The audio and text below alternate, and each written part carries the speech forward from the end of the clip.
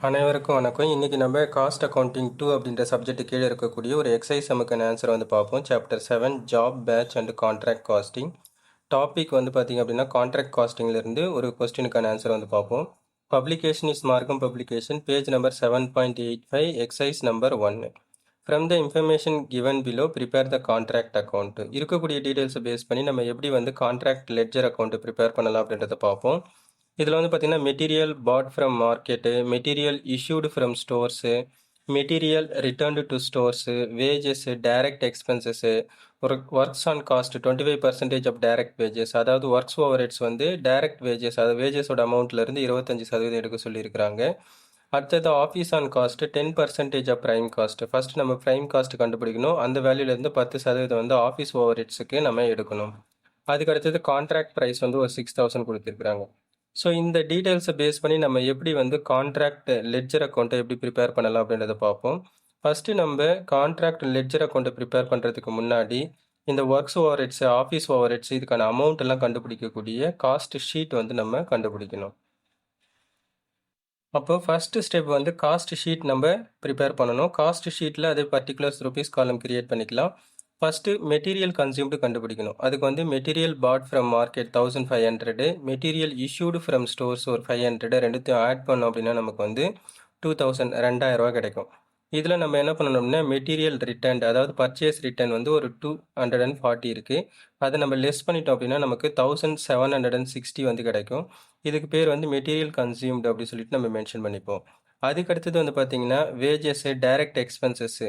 Wages வந்து பார்த்தீங்கன்னா ஒரு 2440, டைரக்ட் எக்ஸ்பென்சஸ் வந்து ஒரு 294 வந்து வரும் இருக்குது. இந்த கொஸ்டினில் இருக்கக்கூடிய இந்த அமௌண்ட் எல்லாத்தையும் நம்ம ஆட் பண்ணிப்போம். அதாவது material consumed, wages, direct expenses எல்லாத்தையும் ஆட் பண்ணோம் அப்படின்னு நமக்கு வந்து 4494 வந்து கிடைக்கும். இதுக்கு பேர் வந்து ப்ரைம் காஸ்ட்னு சொல்லிட்டு நம்ம மென்ஷன் பண்ணிப்போம்.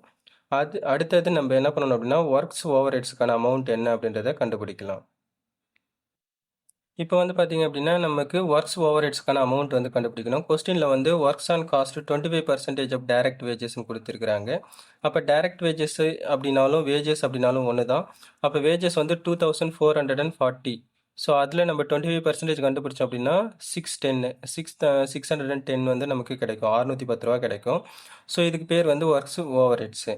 ஸோ இப்போ என்ன பண்ணுறோம் அப்படின்னா ப்ரைம் காஸ்ட்டையும் ஒர்க்ஸ் ஓவர் ஹெட்ஸையும் நம்ம ஆட் பண்ணோம் அப்படின்னா நமக்கு வந்து 5104, 5104 வந்து நமக்கு கிடைக்கும். இதுக்கு வந்து ஒர்க் காஸ்ட்னு சொல்லிட்டு நம்ம மென்ஷன் பண்ணிப்போம்.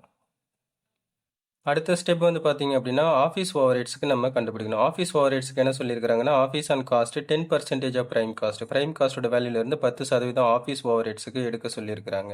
அதை எப்படி அப்ளை பண்ணலாம் அப்படின்றத பார்ப்போம். இப்போ ஒர்க் காஸ்ட் கண்டுபிடிச்சாச்சு. அதுக்கடுத்து ஆஃபீஸ் ஓவர் ஹெட்ஸ் கண்டுபிடிக்கணும். கொஸ்டினில் வந்து என்ன சொல்லியிருக்காங்க 10% ஆஃப் ப்ரைம் காஸ்ட்னு சொல்லியிருக்காங்க. ப்ரைம் காஸ்ட் வந்து 4494. இதில் நம்ம 10% கண்டுபிடிச்சோம் அப்படின்னா நமக்கு வந்து 449.4 வந்து கிடைக்கும். ஸோ இதை வந்து நம்ம ஒர்க் காஸ்ட்டில் ஆட் பண்ணோம் அப்படின்னா நமக்கு வந்து காஸ்ட் ஆஃப் ப்ரொடக்ஷன் 5553.4 வந்து கிடைக்கும். இப்போ நமக்கு தேவையான டீட்டெயில்ஸ் வந்து கிடச்சிச்சு. அதாவது ஒர்க்ஸ் ஓவர் ஹெட்ஸுக்கான அமௌண்ட் ஒரு 610 கிடச்சிருச்சு. ஆஃபீஸ் ஓவர் ஹெட்ஸ்க்கான அமௌண்ட் வந்து 449.4 வந்து கிடச்சிடுச்சு. இப்போ நம்ம ஸ்டெப் நம்பர் 1 வந்து முடிச்சாச்சு. அதுக்கடுத்து ஸ்டெப் நம்பர் 2ல் வந்து நம்ம கான்ட்ராக்ட் லெட்ஜர் அக்கௌண்ட்டை எப்படி ப்ரிப்பேர் பண்ணலாம் அப்படின்றத வந்து நம்ம பார்ப்போம். ஸோ கான்ட்ராக்ட் லெட்ஜர் அக்கௌண்ட்டுக்கு ஆல்ரெடி ஸ்டெப் நம்பர் 1ல் நம்ம மென்ஷன் பண்ண அதே டீட்டெயில்ஸ் தான் இங்கே வரும். இங்கே லெட்ஜர் ஃபார்மேட்டில் நம்ம அப்ளை பண்ணிப்போம். டெபிட் சைடில் பர்டிகுலர்ஸ் ருபீஸு, கிரெடிட் சைட்லையும் பர்டிகுலர்ஸ் ருபீஸ் சொல்லிட்டு மென்ஷன் பண்ணிக்கலாம். டெபிட் சைடில் வந்து பார்த்திங்க அப்படின்னா கொஸ்டினில் கொடுத்துருக்கக்கூடிய material bought from market 1500, material issued from stores ஒரு 500, இது எல்லாத்தையும் டெபிட் சைடில் மென்ஷன் பண்ணிப்போம். அதே வந்து மெட்டீரியல் நம்ம ரிட்டர்ன் பண்ணியிருப்போம், அதை வந்து கிரெடிட் சைடில் மென்ஷன் பண்ணிக்கலாம் 240. அதுக்கடுத்தது வந்து பார்த்திங்கன்னா டெபிட் சைடில் வந்து வேஜஸ்ஸு, டைரக்ட் எக்ஸ்பென்சஸ் இது எல்லாத்தையும் நம்ம மென்ஷன் பண்ணிவிடுவோம். அதேமாதிரி கொஸ்டினில் வந்து கான்ட்ராக்ட் ப்ரைஸ்னு சொல்லிட்டு ஒரு 6000 கொடுத்துருப்பாங்க, அதை கிரெடிட் சைடில் மென்ஷன் பண்ணிக்கலாம். அதை வந்து கான்ட்ராக்டிஸ் அக்கௌண்ட் அப்படின்ற நேமில் கிரெடிட் சைடில் மென்ஷன் பண்ணிப்போம். அப்புறம் ரீசெண்டாக கண்டுபிடிச்சிருக்கக்கூடிய works over heads, office over ஹெட்ஸ்க்கான அமௌண்ட் இங்கே எடுத்துகிட்டு வந்து மென்ஷன் பண்ணிப்போம். அதாவது ஒர்க்ஸ் ஓவர் ஹெட்ஸோட அமௌண்ட் வந்து 610, ஆஃபீஸ் ஓவர் ஹெட்ஸோட அமௌண்ட் வந்து 449.4. இந்த அமௌண்ட் எல்லாத்தையும் எடுத்துகிட்டு போயிட்டு கான்ட்ராக்ட் அக்கௌண்ட்டில் டெபிட் சைடில் மென்ஷன் பண்ணிடுவோம். ஸோ இப்போ எல்லா டீட்டெயில்ஸும் மென்ஷன் பண்ணியாச்சு. இப்போ டிஃபரன்ஸ் வந்து பார்ப்போம். கிரெடிட் சைடில் வந்து பார்த்தீங்க அப்படின்னா 6240 வந்து வரும். பட் டெபிட் சைடில் வெறும் 5793 தான் இருக்கும். அப்போ டிஃபரன்ஸ் வந்து பார்த்தீங்க அப்படின்னா கிரெடிட் சைடை விட டெபிட் சைடில் வந்து அமௌண்ட் கம்மியாக இருக்கிறதுனால டிஃபரன்ஸ் அமௌண்ட் வந்து 447 வரும்.